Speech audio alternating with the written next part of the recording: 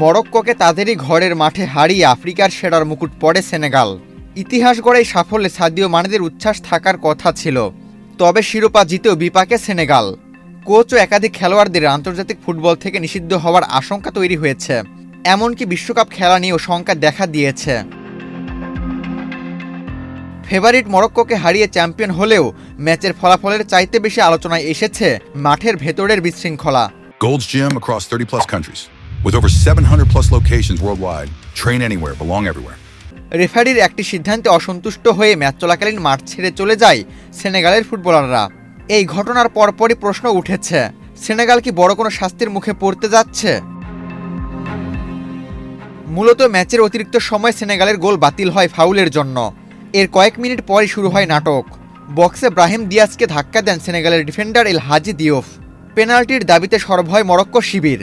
দীর্ঘক্ষণ ভার চেক করে পেনাল্টি দেন রেফারি।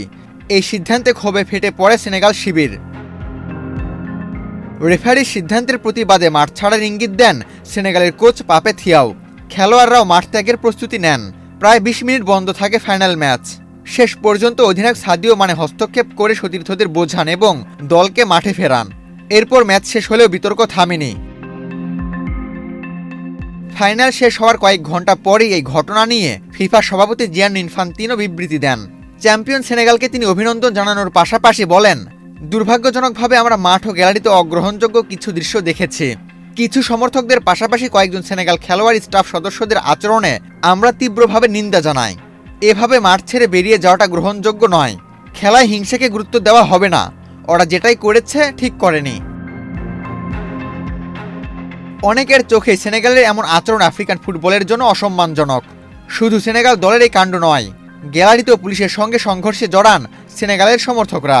ইউরোপের সংবাদ মাধ্যম জানিয়েছে, সেনেগাল ফুটবল ফেডারেশন এবং এই ঘটনার সঙ্গে জড়িত ব্যক্তিরা কড়া শাস্তি পেতে পারেন।